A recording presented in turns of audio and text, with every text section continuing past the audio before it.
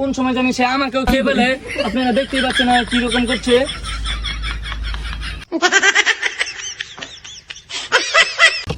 আর কি কম কইরা দেন, আরে না মানে খবর শেষ করে দেন।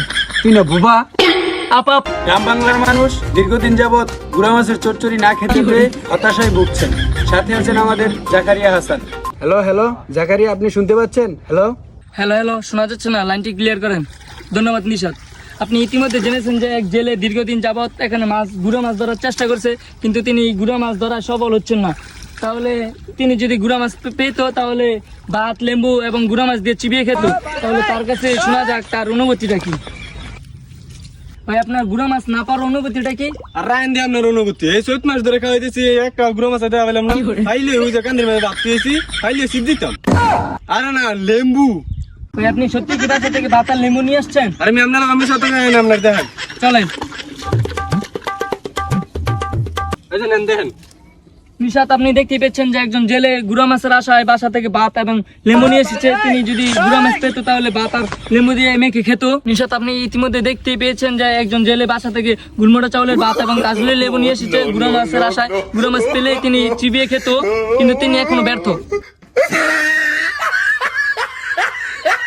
ধন্যবাদ জাকারিয়া আপনাকে। মঙ্গল গ্রহ থেকে পৃথিবীতে এক অদ্ভুত প্রাণীর আগমন।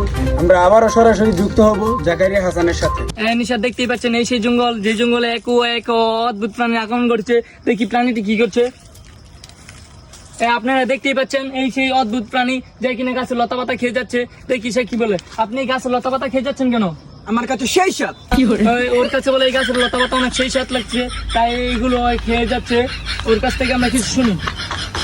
সেই সাথ।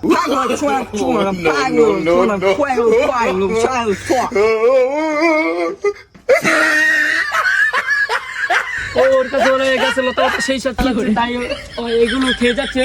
তো এই গাছের লতা পাতা খেয়ে যাওয়ার কারণে বাংলাদেশের গ্রাম অঞ্চলের মানুষের অনেক অভাব অনটনে আছে। তো কোন সময় জানি সে আমাকেও খেয়ে ফেলে। আপনারা দেখতেই পাচ্ছেন কি রকম করছে। হ্যাঁ, ধন্যবাদ আপনাকে। এখন শুনবেন বৃষ্টির সংবাদ। হ্যাঁ নিশাদ, দেখতেই পাচ্ছেন অনেকদিন যাবত বৃষ্টি হচ্ছে না, এখন বৃষ্টি হচ্ছে। দেখি ভাই কি বলে।